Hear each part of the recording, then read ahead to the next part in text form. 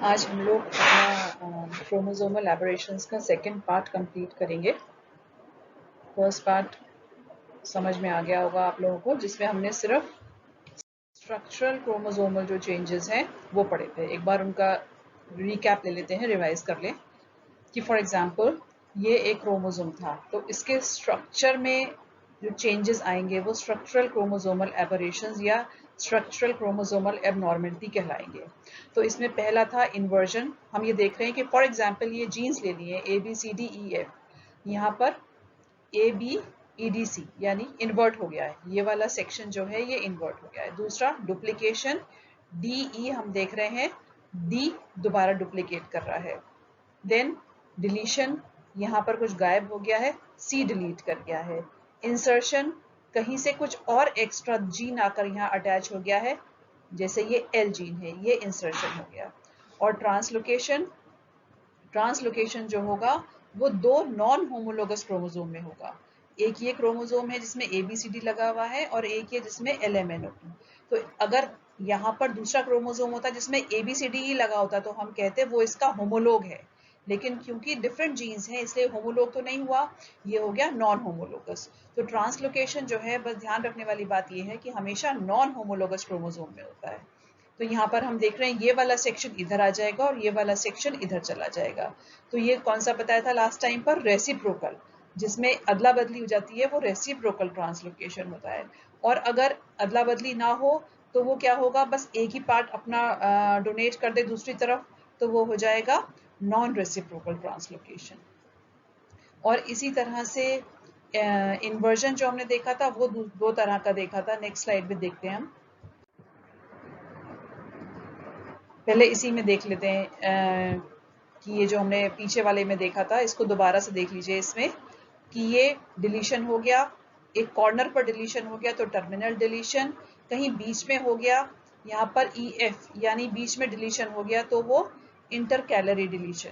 और डुप्लीकेशन है, यहाँ पर हम देख रहे हैं GH डुप्लीकेट हो गया है तो ये डुप्लीकेशन है। इन्वर्जन है ABCD EF GH, और यहाँ पर देख रहे हैं ABCD और GF EH, यानी ये वाला सेगमेंट इस तरह से 180 पर रिवर्स कर गया है। और ट्रांसलोकेशन, जैसा भी आपको बताया था, ये एक होमोलोगस क्रोमोसोम है और ये दूसरा होमोलोगस क्रोमोसोम का पेयर है। तो यहाँ पर अगर ट्रांसलोकेशन इस होमोलोग पेयर में सिर्फ एक में हो तो रिजल्टिंग जो होगा ये कहलाएगा हेट्रोजाइगस ट्रांसलोकेशन, क्योंकि दोनों में नहीं हुआ, बस एक में हुआ।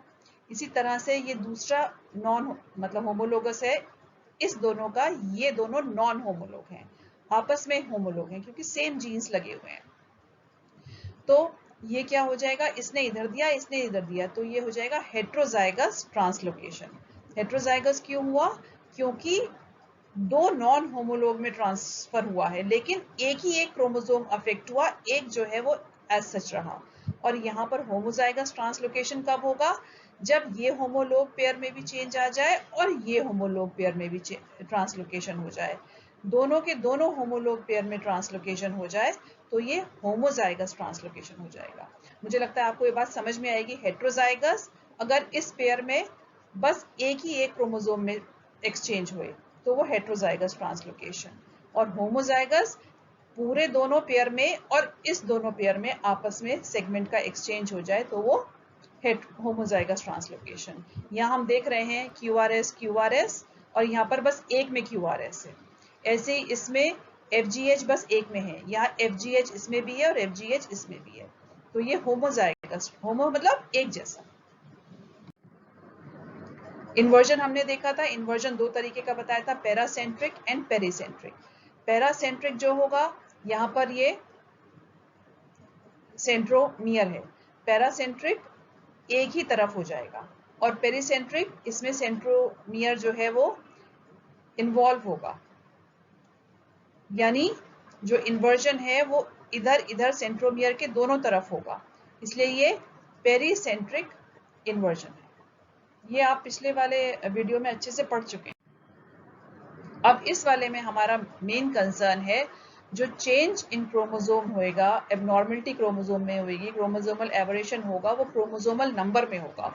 उसको हम किस सफिक्स से बताएंगे, प्लॉइडी। सफिक्स जानते हैं ना, जब किसी शब्द के आखिर में जो वर्ड लगता है वो सफिक्स कहलाता है और शुरू में जो लगता है वो प्रेफिक्स होता है। खैर वो अंग्रेजी की बात है, लेकिन यहाँ जानने के लिए हमें बताना होगा कि ये प्लॉइडी, प्लॉइडी आप दोनों तरफ देख रहे हैं, यानी प्लॉइडी मीन्स क्रोमोसोमल नंबर की बात है। क्रोमोसोमल नंबर में जो चेंज है वो दो तरीके का होता है, यूप्लॉइडी और एन्यूप्लॉइडी। अच्छा, एक बात यहाँ मैं बताऊं कि कई बार कई बुक्स में यूप्लॉइडी की जगह उन्होंने पॉलीप्लॉइडी दे रखा है और किन्हीं बुक्स में यूप्लॉइडी दे रखा है, तो इससे आप कंफ्यूज मत होइएगा। एक्चुअली दोनों ही तरीके से ठीक है, जब आप आगे देखेंगे तो आपको पता चल जाएगा। यूप्लॉइडी तीन तरीके का होता है, मोनोप्लॉइडी, डिप्लॉइडी एंड पॉलीप्लॉइडी। डिप्लॉइड शब्द से आप बहुत अच्छे से परिचित हैं, बार बार आप इसको हैप्लॉइड डिप्लॉइड आप यूज करते हैं। और ये पॉलीप्लॉइडी दो तरह की होगी, ऑटोपॉलीप्लॉइडी और एलोपॉलीप्लॉइडी, ये हम आगे डिटेल में पढ़ेंगे। इसी तरह से एन्यूप्लॉइडी दो तरह की होगी, हाइपोपॉलीप्लॉइडी एंड हाइपर। हाइपो का मतलब क्या होता है, कम होना, और हाइपर का मतलब ज्यादा, यानी हाइपोपॉलीप्लॉइडी में क्रोमोसोम का नंबर कम होगा और हाइपर पॉलीप्लॉइडी में क्रोमोसोम का नंबर ज्यादा होगा। अच्छा, एन्यूप्लॉइडी में क्या होगा, क्रोमोसोम सेट में चेंज नहीं होगा, बस क्रोमोसोम का नंबर कम ज्यादा होएगा। और यूप्लॉइडी में क्या होगा, क्रोमोसोम का नंबर एक नहीं, पूरा सेट चेंज होएगा और वो बढ़ेगा ही बढ़ेगा, कम नहीं होगा। डिटेल में देखेंगे आप आगे तो और अच्छे समझ जाएंगे। अभी तो बस ये एक फ्लो चार्ट है कि आपको पता होना चाहिए कितने टाइप्स की होती है। तो एन्यूप्लॉइडी बताया था, हाइपोप्लॉइडी जिसमें कम होगा क्रोमोसोम का नंबर, हाइपरप्लॉइडी जिसमें ज्यादा होगा। हाइपोप्लॉइडी फिर दो तरीके का हो गया, monosomy and nullisomy, hyperploidy trisomy and tetrasomy. ये फ्लो चार्ट आपको उसको रिवीजन के टाइम पर आपको ये यूजफुल रहेगा याद करने के लिए। अब जैसा आपने पीछे फ्लो चार्ट में देखा था कि chromosome ploidy means change in chromosome number, तो इसमें दो बेसिक आपने बताए थे, एन्यूप्लॉइडी एंड यूप्लॉइडी। और एन्यूप्लॉइडी में आपको क्या बताया था कि सिर्फ एक या दो क्रोमोसोम नंबर में ही चेंज होगा, या तो ऐड होंगे या दो क्रोमोसोम, एक या दो क्रोमोसोम कम होंगे। और यूप्लॉइडी में कंप्लीट सेट क्रोमोसोम का ऐड होता है, इसमें डिलीशन कहीं नहीं होता, सब्ट्रैक्शन कहीं नहीं होता, सिर्फ एडिशन होता है। और एक या दो क्रोमोसोम का नहीं होता, पूरा का पूरा सेट का होता है। और हम सेट किससे बताते हैं, एन से बताते हैं। हैप्लॉइड सेट ऑफ क्रोमोसोम तो आप कहते हो N, diploid set of chromosome तो आप कहते हो 2n। तो इस तरह से यूप्लॉइडी में कंप्लीट सेट में चेंज होएगा और एन्यूप्लॉइडी में एक या दो क्रोमोसोम नंबर में चेंज होएगा। अच्छा, इस पॉलीप्लॉइडी को अगर हम जब आगे चलें तो एक थोड़ा सा टर्म में आपको रिवाइज करा दूं, डोजेज कंपनसेशन।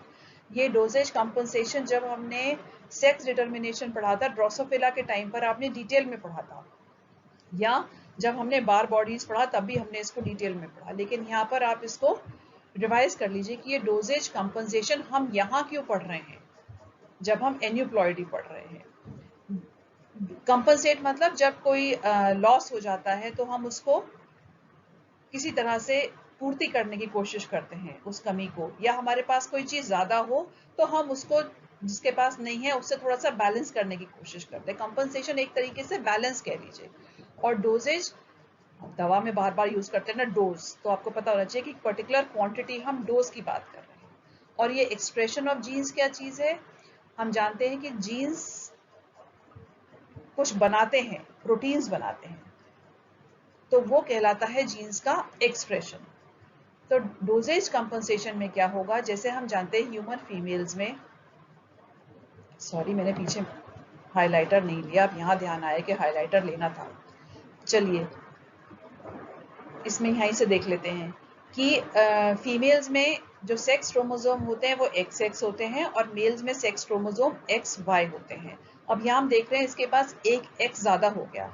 अगर दोनों X क्रोमोसोम्स ने अपने आप को एक्सप्रेस किया तो X मेल के मुकाबले यहाँ पर एक्सप्रेशन चेंज हो जाएगा, एक्स्ट्रा एक्सप्रेशन हो जाएगा X क्रोमोसोम का, तो दोनों में डिस्टर्बेंस हो जाएगा, दोनों सेक्सेस में। तो अब क्या मैकेनिज्म हो, जबकि इसके पास एक X है तो इसमें से एक X जो है वो साइलेंस हो जाता है, यानी ये वाला एक्स क्रोमोसोम कोई एक्टिविटी नहीं करता। इसको हम क्या कहेंगे, इसका ट्रांसक्रिप्शन जो है वो रुक गया है, यानी इसका ट्रांसक्रिप्शन जो है वो साइलेंस हो गया है। तो कौन से एक्स एक्सप्रेस करेगा अपने आप को, बस एक एक्स क्रोमोसोम ही अपने आप को एक्सप्रेस करेगा।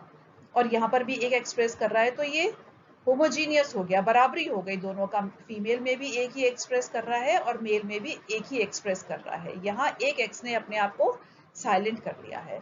तो इस चीज को, इस मैकेनिज्म को हम क्या कहेंगे, डोजेज कंपनसेशन। इससे क्या होगा, इक्वलाइज हो जाएगा दोनों ही क्रोमोसोम के ऊपर जो जीन्स लोकेटेड है उनका एक्सप्रेशन। अब फिर हम एन्यूप्लॉइडी को कंटिन्यू करते हैं कि एन्यूप्लॉइडी जैसे आपको बताया है कि एक या दो क्रोमोसोम कम हो जाएगा या ज्यादा हो जाएगा। और ये एन्यूप्लॉइड्स सेक्स क्रोमोसोम में अगर है, XY या XX में है, तो सर्वाइवल हो जाएगा। लेकिन सेक्स क्रोमोसोम में अगर एन्यूप्लॉइडी नहीं है, ऑटोसोम्स में है, ये हम जानते हैं कि दो तरह के क्रोमोसोम्स होते हैं 23 पेयर्स में। 22 ऑटोसोम्स कहलाते हैं 22 पेयर्स, और एक पेयर जो है वो सेक्स क्रोमोसोम कहलाता है। तो एन्यूप्लॉइडी ऑटोसोम्स में भी हो सकती है और एन्यूप्लॉइडी सेक्स क्रोमोसोम में भी हो सकती है। सेक्स क्रोमोसोम को हम क्या कहते हैं, एलोसोम, यानी जो 23rd पेयर है वो एलोसोम है, और बाकी 1 से लेकर 22 तक जो है वो ऑटोसोम्स है। तो एन्यूप्लॉइडी ऑटोसोम्स में भी होगी और एन्यूप्लॉइडी एलोसोम या सेक्स क्रोमोसोम पेयर में भी होगी। लेकिन ऑटोसोमल के केस में सर्वाइवल बहुत कम होता है। वो कम क्यों होता है, क्योंकि जैसे ही एक क्रोमोसोम बढ़ता है, आपने पीछे देखा डोजेज कॉम्पनसेशन, वो पूरा का पूरा एक्सप्रेशन जीन्स का उस पर्टिकुलर क्रोमोसोम से बहुत ज्यादा हो जाएगा और वो इम्बैलेंस क्रिएट करेगा। इसलिए बहुत सी जो अबॉर्शंस होते हैं ह्यूमन एम्ब्रियोज में, वो किस लिए होते हैं, इन ऑटोसोमल एन्यूप्लॉइडी की वजह से ही होते हैं। और कभी कभी ये जो अबॉर्शंस हैं वो इतने स्पॉन्टेनियसली हो जाते हैं कि कंसेप्शन से पहले ही, मतलब मदर को पता भी नहीं चलता कंसेप्शन, अपनी प्रेगनेंसी के बारे में उसे आइडिया भी नहीं लगता, और उससे पहले ही वो अबॉर्ट हो जाता है। क्यों हुआ, ड्यू टू एन्यूप्लॉइडी।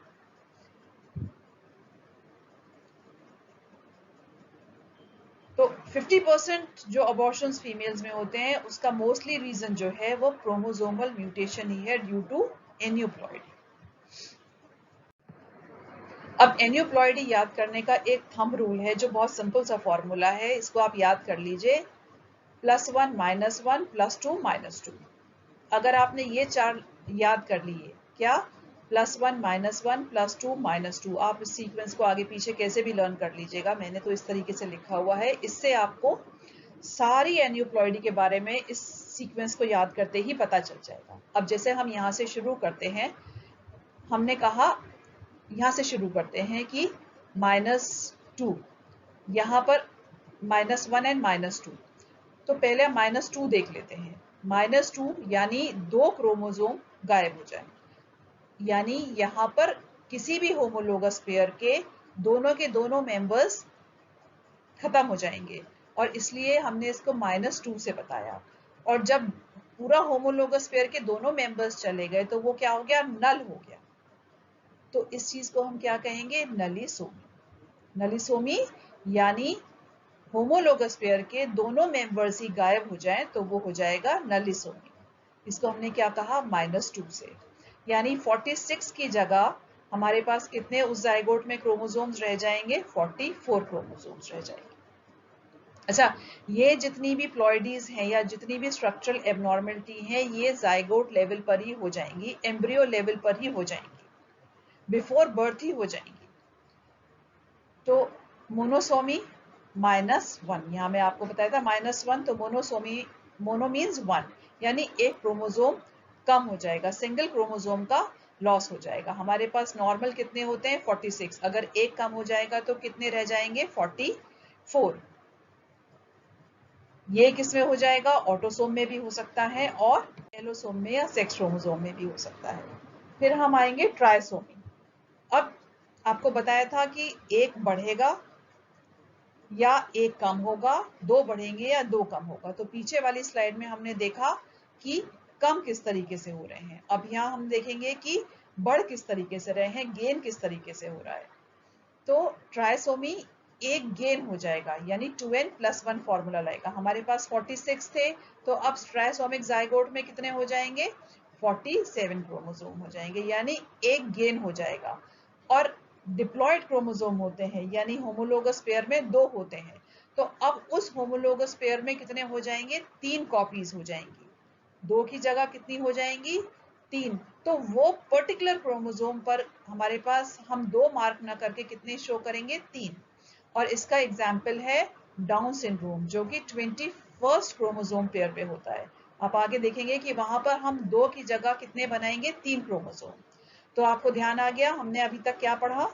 एन्यूप्लॉइडी क्या फॉर्मूला था, +1 -1 +2 -2, -2 नलिसोमी, -1 मोनोसोमी, +1 ट्राइसोमी एंड +2 टेट्रासोमी, जो हम इसमें देखेंगे। इसमें हमारा फॉर्मूला क्या होगा, क्योंकि +2 हुआ तो फॉर्मूला हो जाएगा 2n+2। तो अब जाइगोट में कितने हो जाएंगे, 48 क्रोमोसोम हो जाएंगे। तो 2 एक्स्ट्रा क्रोमोसोम हो जाते हैं। तो इसका मतलब क्या है कि किसी भी पर्टिकुलर होमोलोग में 2 की जगह कितने होंगे, 4 कॉपीज हो जाएंगी। एक्स्ट्रा का मतलब ये नहीं है कि 23 पेयर की जगह 24 पेयर हो जाएंगे, 24 पेयर नहीं, किसी भी एक सेट पर 2 एक्स्ट्रा हो जाएंगे, यानी वो 2 होमोलोगस क्रोमोसोम की हमारे पास कितनी की जगह कितनी कॉपीज होंगी, 4 होमोलोगस कॉपीज होंगी। प्लीज इसको ये मत समझ लीजिएगा कि 23 पेयर की जगह 24 पेयर हो जाएंगे, ऐसा बिल्कुल भी नहीं हो सकता, कभी भी नहीं हो सकता। कहीं पर उन 23 पेयर में ही एडिशन हो जाएगा 2 क्रोमोसोम का किसी भी एक सेट पे, तो वो क्या हो जाएगा, वो टेट्रासोमी हो जाएगी। ये वाली चीजें आपको ध्यान रखने वाली बात है कि ये मत हम कंफ्यूज हो जाएंगे, कहीं पर भी बढ़ जाएगा नहीं। जो एग्जिस्टिंग हमारे पास सेट्स हैं, 23 जो पेयर्स हैं, उसमें ही कहीं पर ही ये एन्यूप्लॉइडी अकरेंस करेगी, नलिसोमी, मोनोसोमी, ट्राइसोमी एंड टेट्रासोमी।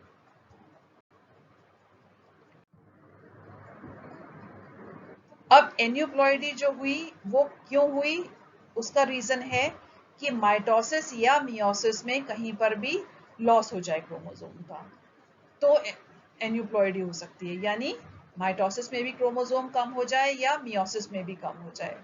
और पीछे आपने देखा था कम क्यों हो सकता है, क्योंकि सेंट्रोमियर अगर खत्म हो जाए किसी भी क्रोमोसोम से, तो जब सेंट्रोमियर से स्पिंडल अटैच होते हैं, जब सेंट्रोमियर ही नहीं होगा तो स्पिंडल कहाँ अटैच होंगे, और वो क्रोमोसोमल पेयर सेपरेट नहीं कर पाएगा, पोल्स की तरफ नहीं जा पाएगा, यानी दोनों सेल्स में क्रोमोसोम नहीं जा पाएगा, कहीं एक ही सेल में वो रह जाएगा, यानी अनइक्वल डिवीजन हो जाएगा क्रोमोसोम का।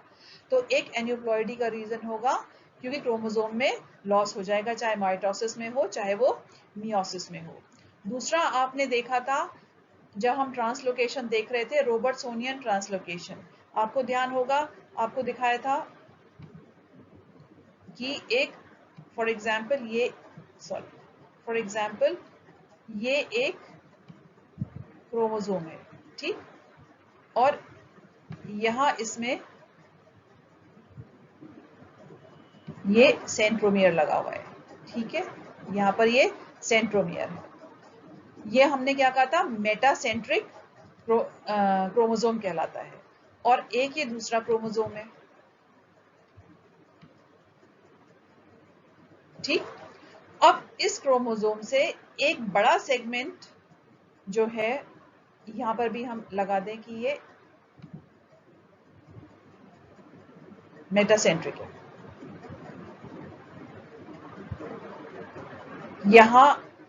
यहां से एक पार्ट टूटकर, फॉर एग्जाम्पल यहां से एक पार्ट टूट जाए, ये दूसरा क्रोमोसोम पे, सॉरी मैं पहले वो लगा, सेंट्रोमियर, ये सेंट्रोमियर हो गया दूसरे। अब ये वाला पार्ट अगर डिलीट हो जाए, यहां से ट्रांसलोकेट हो जाए, सॉरी हम इसको कहेंगे ट्रांसलोकेट, तो इस पार्ट को अगर मैं रब कर दूं, ओ गॉड, ये तो पूरा रब हो गया, चलो आपको वैसे ये बताऊंगी।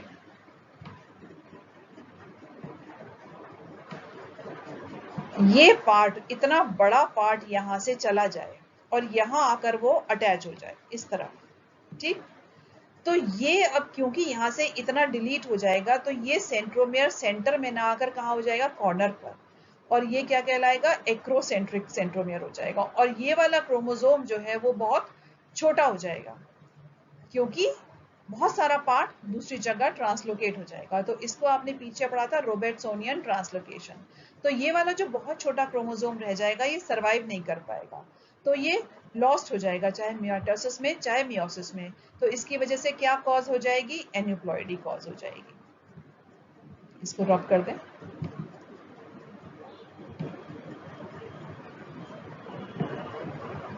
ठीक है, मार्कर फिर चला लेते हैं। और दूसरा रीजन क्या है, एक तो हमने देख लिया कि किस तरह से लॉस हुआ, दूसरा हुआ नॉन डिसजंक्शन। डिसजंक्शन कब होता है, आपको ध्यान हो, जब मियोसिस होता है। तो क्रोमोसोमल सेपरेट करते हैं होमोलोगस क्रोमोसोम, और सिस्टर क्रोमाटिड कब सेपरेट करते हैं, माइटोसिस के टाइम पर सेपरेट करते हैं। तो इस सेपरेशन को हमने क्या कहा था, डिसजंक्शन। लेकिन अगर ये डिसजंक्शन ना हो तो उसको हम क्या कहेंगे, नॉन डिसजंक्शन, या फेलियर हो जाए, क्रोमोसोम सेपरेट ना कर पाए, तो उस केस में भी एन्यूप्लॉइडी हो जाएगी। यानी किसी एक सेल में ज्यादा क्रोमोसोम चले जाएंगे, अगर माइटोटिक है और मियोसिस है तो किसी एक गैमीट में ज्यादा क्रोमोसोम चले जाएंगे और दूसरे में कम रह जाएंगे, जहां पर लॉस हो गया है वहां पर। इसको आप आगे और इस वाली स्लाइड में देख सकते हैं। इसमें आपने बताया था नॉन डिसजंक्शन मियोसिस में भी हो सकता है 1 में भी, नॉन डिसजंक्शन मियोसिस 2 में भी हो सकता है, या नॉन डिसजंक्शन माइटोसिस में भी हो सकता है। तो यहाँ पर हम देखें मियोसिस में नॉन डिसजंक्शन, ये एक एग्जाम्पल लिया जिसमें हमने बस 2 ही क्रोमोसोम लिए हैं इस सेल के अंदर फॉर एग्जाम्पल। अब इसमें से बताइए, क्या ये होमोलोगस पेयर है या ये एक ही क्रोमोसोम की सिस्टर क्रोमाटिड है। ये 2 क्रोमोसोम है, क्योंकि सिस्टर क्रोमाटिड हमेशा सेंट्रोमियर से जुड़ी रहती है। ये एक क्रोमोसोम हो गया और ये दूसरा क्रोमोसोम हो गया। अगर ये सिस्टर क्रोमाटिड ना होती तो इसका सेंट्रोमियर अलग होता और इस वाले का सेंट्रोमियर अलग होता, लेकिन ये यूनाइटेड है तो इसका मतलब ये सिस्टर क्रोमाटिड है, और ये हमारे 2 अलग अलग क्रोमोसोम्स हैं। तो मियोसिस 1 में अगर नॉन डिसजंक्शन हो जाए, यानी दोनों क्रोमोसोम जो हैं एक ही सेल में चले जाएं, तो उसके बाद ये हो गया मियोसिस 1। मियोसिस 1 में हम जानते हैं रिडक्शन होता है, एक यहाँ जाता एक यहाँ जाता। जैसे इस वाले में नॉर्मल क्या होता, एक यहाँ पर आ गया और एक यहाँ पर आ गया, लेकिन यहाँ नॉन डिसजंक्शन हो गया तो दोनों कहाँ चले गए, एक ही सेल में चले गए। ये था मियोसिस 1, जहां पर होमोलोगस क्रोमोसोम सेपरेट करते हैं, लेकिन यहाँ पर तो सेपरेशन नहीं हुआ। अब ये क्या होगा, मियोसिस 2, यानी एक सिस्टर क्रोमाटिड यहाँ चला जाएगा, दूसरा सिस्टर क्रोमाटिड यहाँ आ गया, एक सिस्टर क्रोमाटिड यहाँ आ गया, दूसरा सिस्टर क्रोमाटिड यहाँ आ गया। तो ये हमारे पास इसमें भी और इस वाले गैमीट में भी 2-2 हो गए, जबकि यहाँ भी 2-2 हैं, लेकिन हम जानते हैं गैमीट में क्या होना चाहिए था, हेप्लॉइड। क्यों नहीं हुए हेप्लॉइड, क्योंकि यहाँ नॉन डिसजंक्शन हो गया। तो दोनों गैमीट्स में 2-2 क्रोमोसोम रहे अपने पेरेंट की तरह से, पेरेंट सेल की तरह से, सॉरी। और यहाँ पर इसमें कोई भी क्रोमोसोम नहीं था, तो ये दोनों गैमीट खाली हो गए हैं बिना किसी क्रोमोसोम के। अब स्पर्म आता है, दूसरा गैमीट आता है जो कि नॉर्मल है, उसमें क्योंकि यहाँ 2 हैं तो गैमीट में कितना होगा, एक क्रोमोसोम। ये फर्टिलाइज करता है इससे इससे इससे और इससे। अब आप रिजल्ट देखिए, इससे फर्टिलाइज करता है 3 क्रोमोसोम हो गए इस सेल में, इससे फर्टिलाइज कर रहा है इस जाइगोट में 3 क्रोमोसोम, तो ये क्या हो गई, ट्राइसोमी, यानी 2n+1। और यहाँ पर ये इससे फर्टिलाइज करता है तो एक क्रोमोसोम, इससे फर्टिलाइज कर रहा है तो एक क्रोमोसोम, यानी 2 क्रोमोसोम की जगह इसमें एक क्रोमोसोम रह गया, यानी ये क्या हो गया, एक क्रोमोसोम कम हो गया, तो क्या हो गया, मोनोसोमी। यहाँ एक क्रोमोसोम ऐड हो गया है तो ट्राइसोमी 2n+1, यहाँ एक क्रोमोसोम कम हो गया है तो 2n-1। ये क्या था, नॉन डिसजंक्शन इन मियोसिस 1। अब नॉन डिसजंक्शन इन मियोसिस 2 देखते हैं। ये हमने देखा नॉर्मल मियोसिस हो गया, एक क्रोमोसोम इसमें चला गया, एक क्रोमोसोम इसमें चला गया, ये 2 सिस्टर क्रोमाटिड, ये 2 सिस्टर क्रोमाटिड। ये मियोसिस 1 था। अब मियोसिस 2 होगा, मियोसिस 2 हो तो एक सिस्टर क्रोमाटिड एक में जाना चाहिए, एक सिस्टर क्रोमाटिड इसमें जाना चाहिए, लेकिन यहाँ नॉन डिसजंक्शन हो गया, दोनों के दोनों सिस्टर क्रोमाटिड एक में ही चले गए, एक बिना क्रोमोसोम के ही रह गया गैमीट। यहाँ पर ये नॉर्मली एक सिस्टर क्रोमाटिड इसमें आ गया, एक सिस्टर क्रोमाटिड इसमें आ गया, तो ये नॉर्मल गैमीट बने। अब दूसरा गैमीट आता है और फिर फर्टिलाइज होता है, तो यहाँ पर इससे फर्टिलाइज करेगा, हमको क्या मिले, 3 क्रोमोसोम मिल गए, और इससे फर्टिलाइज करेगा तो 1 क्रोमोसोम मिल गया। यहाँ क्योंकि नॉर्मल थे तो इससे फर्टिलाइज करेगा 2 क्रोमोसोम, इससे फर्टिलाइज करेगा 2 क्रोमोसोम। तो यहाँ इसके कंपैरिजन में हम देखते हैं 1 क्रोमोसोम ज्यादा हो गया, यानी 2n+1। यहाँ पर हम देखें इससे कंपैरिजन में 1 क्रोमोसोम कम हो गया, यानी 2n-1। यहाँ पर क्योंकि नॉर्मल फर्टिलाइजेशन हुआ इसलिए 2 क्रोमोसोम है, नॉर्मल कंडीशन, फर्टिलाइजेशन हुआ 2 क्रोमोसोम है, नॉर्मल कंडीशन। तो ये जो जाइगोट्स हैं, यहाँ पर 2n+1 जाइगोट हो गया, यहाँ 2n-1 हो गया, ट्राइसोमिक जाइगोट है, मोनोसोमिक जाइगोट है, और ये दोनों नॉर्मल जाइगोट है। तो ये नॉन डिसजंक्शन इन मियोसिस 1 देखा आपने, नॉन डिसजंक्शन इन मियोसिस 2 देखा, ट्राइसोमी एंड मोनोसोमी दोनों में ही आपने देख ली। अब आपको बताया था कि नॉन डिसजंक्शन माइटोसिस में अगर हो, माइटोसिस में हम जानते हैं क्या होता है, सिस्टर क्रोमाटिड सेपरेट करते हैं, यानी ये इधर आती, ये सिस्टर क्रोमाटिड इधर आता, ये एक ब्लू इधर आता, ये एक ब्लू इधर आता, तो दोनों में एक ब्लू एक रेड क्रोमोसोम होता, एक ब्लू एक रेड क्रोमोसोम होता, लेकिन यहाँ पर खाली एक रेड क्रोमोसोम है, दोनों ब्लू यहाँ आ गए, तो क्या हो गया, इसमें नॉन डिसजंक्शन हो गया।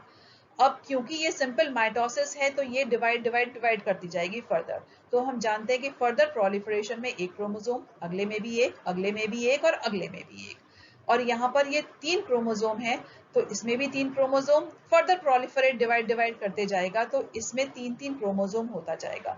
तो सारी सेल्स जो होंगी कैसी होंगी, वो ट्राइसोमिक होंगी, और यहाँ पर सारी सेल्स जो होंगी वो कैसी होंगी, मोनोसोमिक होगी। तो ये नॉन डिसजंक्शन हमने देखा मियोसिस 1 में क्या होता है, मियोसिस 2 में क्या होता है, माइटोसिस में क्या होता है।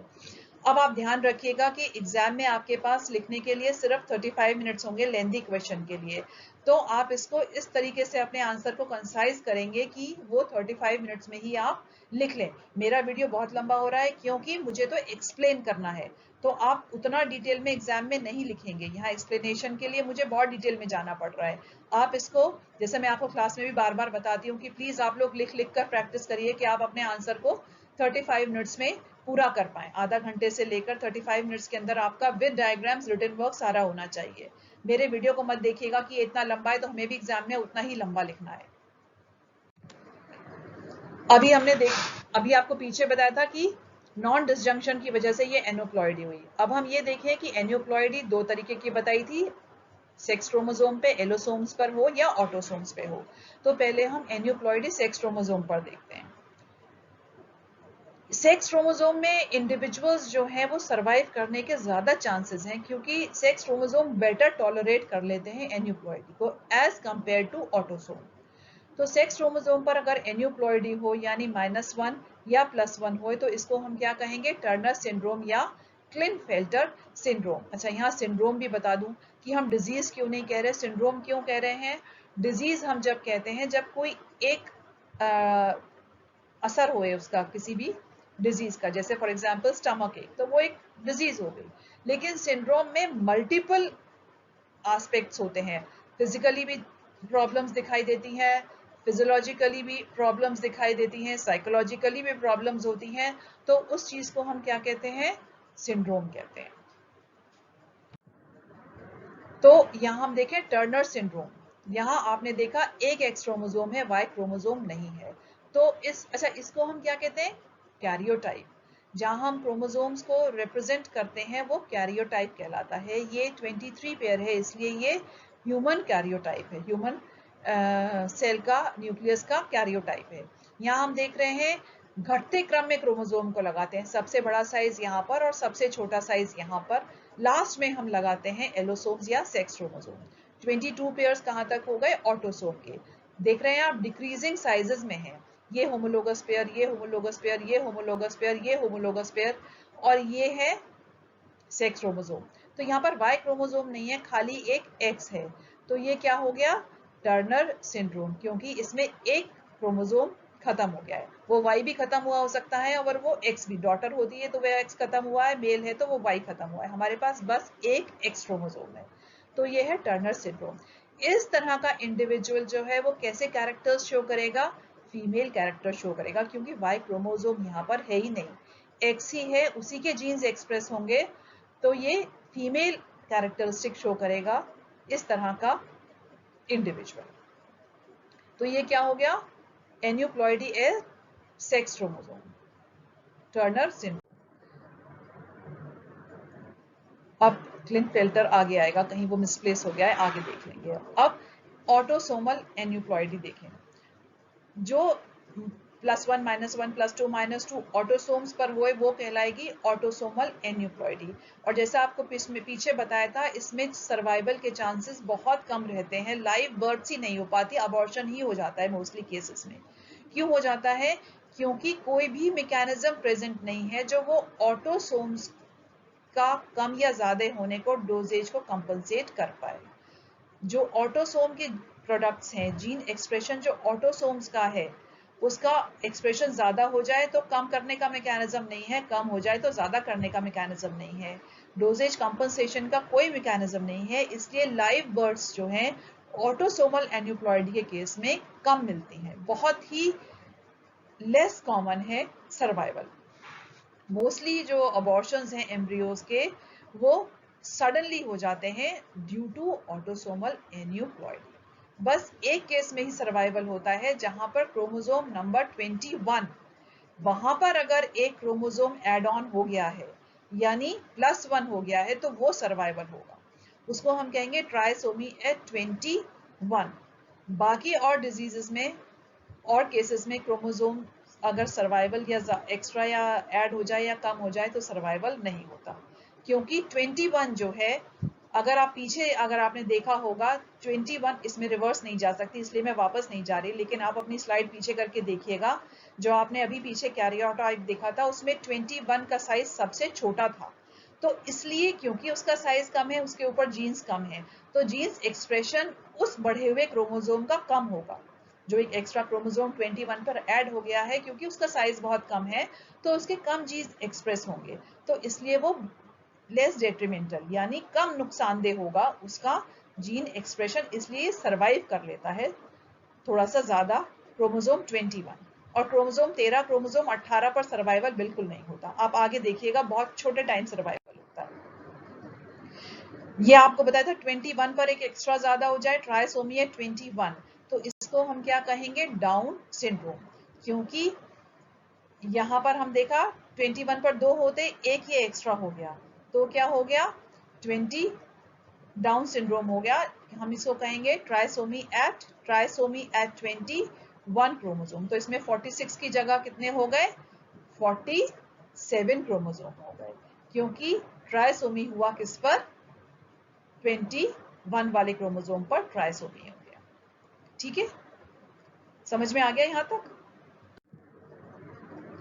ये डाउन सिंड्रोम के बारे में डिटेल है, इतना आप एग्जाम में नहीं लिख पाएंगे, सिर्फ जानकारी के लिए कि नाम डाउन सिंड्रोम जो जिन्होंने इसको फिजिशियन जिन्होंने इसके बारे में पता चला था, इन्वेंट किया था, वो थे जॉन लैंगडाउन डाउन, इनके नाम पर है। वो असाइलम में जब स्टडी कर रहे थे, सुपरिंटेंडेंट थे असाइलम में, उन्हें लगा कि सारे के सारे जो केसेस हैं, मेंटल असाइलम जानते हैं ना, जहाँ पर थोड़ा सा मेंटली रिटार्डेड लोग होते हैं, वो वहां पर होते हैं।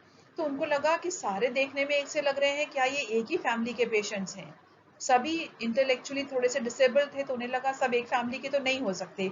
एक फैमिली के क्यों लगे, क्योंकि broad flat face, small nose, oval shape, सबके फिजिकल फीचर्स ऑलमोस्ट एक जैसे थे। तो उन्हें, और दूसरी जो उनके फिजियोलॉजिकल डिफेक्ट्स थे वो भी ऑलमोस्ट एक जैसे थे, तो उन्हें लगा कि क्या ये एक ही फैमिली को बिलोंग करते हैं, लेकिन नहीं। जब उन्होंने स्टडी किया तो उन्हें पता चला कि ये तो एक सिंड्रोम है, और सब में रीजन एक ही था, जेनेटिक फॉर्म था इंटेलेक्चुअल डिसेबिलिटी का, उसमें यही था कि 21 क्रोमोसोम जो है वो एक बढ़ गया था। ये स्लाइड सॉरी यहाँ आ गई है, ये भी पीछे आनी चाहिए थी, जहां हमने पीछे टर्नर सिंड्रोम पढ़ा था।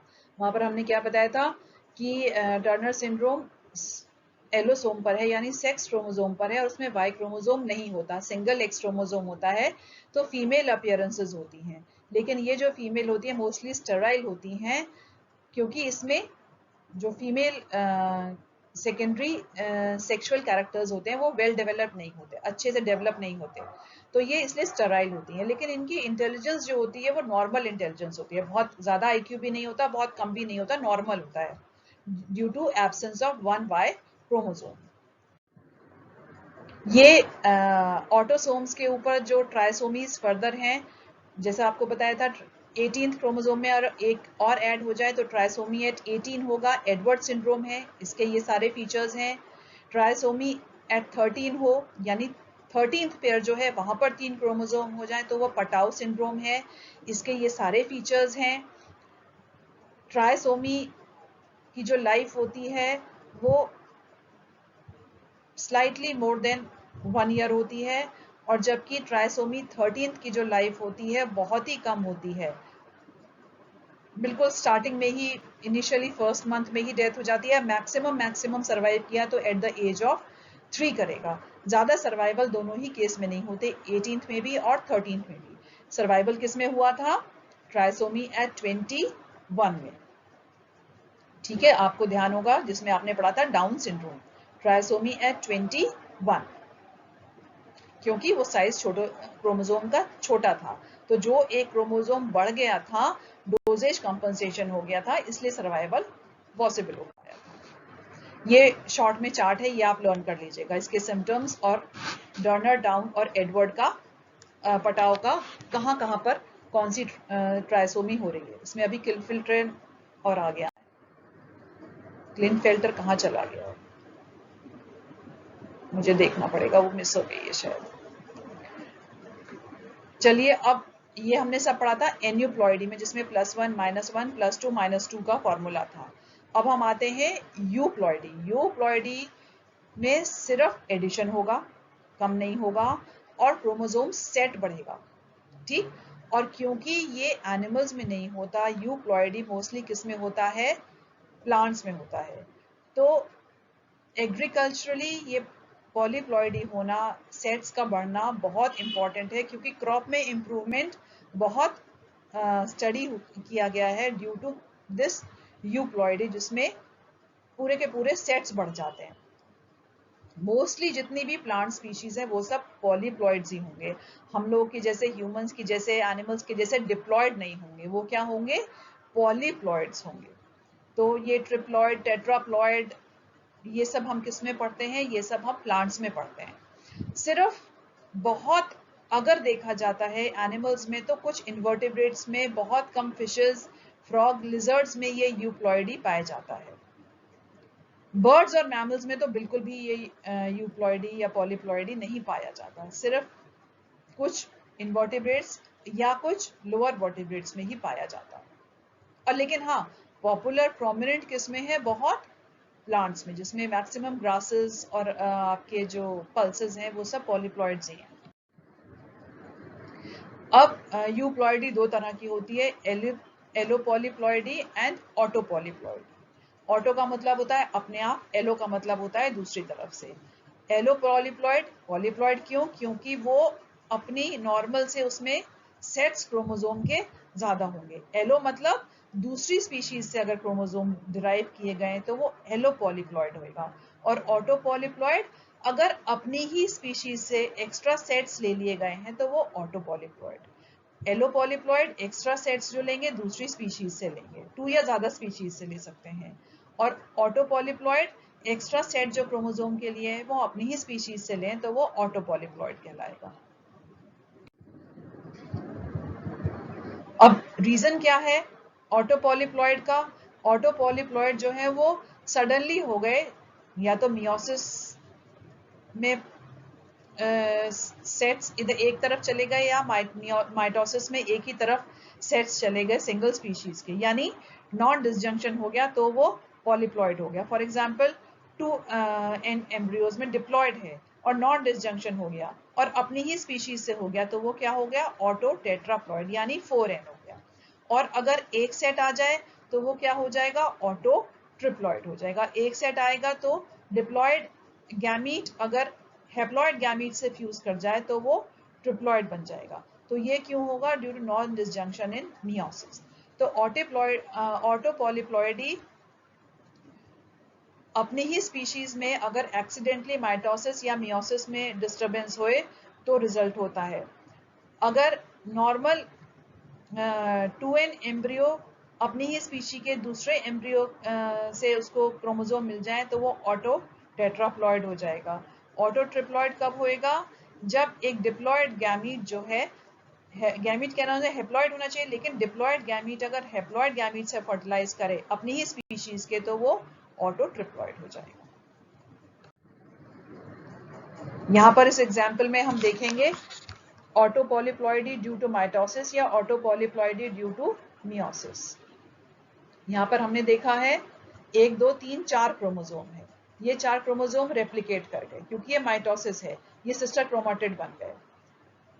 और सिस्टर क्रोमाटिड में एक क्रोमाटिड इस तरफ, एक क्रोमाटिड इस तरफ, एक क्रोमाटिड इस तरफ, एक क्रोमाटिड इस तरफ, यानी पोल्स पर 4 क्रोमाटिड चले गए, 4 क्रोमाटिड चले गए। क्योंकि माइटोसिस है, नंबर ऑफ क्रोमोसोम सेम रहना चाहिए। तो इस अगर नॉर्मली डिवाइड होती तो इस सेल में भी 4 होते और इस सेल में भी 4 होते पेरेंट सेल की तरह से। लेकिन यहाँ पर क्या हुआ? साइटोकाइनेसिस या जिसको हम कहते हैं सेल डिवीजन नहीं हुआ, यहाँ पर वॉल नहीं बनी, तो आठों के आठों क्रोमोसोम कहाँ रह गए? एक ही सेल में रह गए। तो ये क्या हो गए? 4n हो गया। 2n की जगह कितना हो गया? 4n हो गया। यहाँ पर हमारे पास 4 क्रोमोसोम थे, यहाँ हमारे पास कितने हो गए? 8 हो गए। तो ये क्या हो गया? Auto tetraploid due to mitosis. और इसमें क्या हुआ? सेल वॉल नहीं बनी। क्रोमाटिड तो अपने अपने पोल पर गए, क्रोमाटिड डुप्लीकेट भी हुए, क्रोमाटिड अपने पोल पर भी पहुंचे, लेकिन सेल वॉल नहीं बनी, साइटोकाइनेसिस नहीं हुआ, इसलिए 8 के 8 क्रोमोसोम एक ही में रह गए। अब मियोसिस में देखें, मियोसिस में ये डिप्लॉयड सेल है 2n जिसमें 4 क्रोमोसोम हैं और ये रेप्लिकेट कर गए यानी सिस्टर क्रोमाटिड बन गए। अब सिस्टर क्रोमाटिड में नॉन डिसजंक्शन हो गया।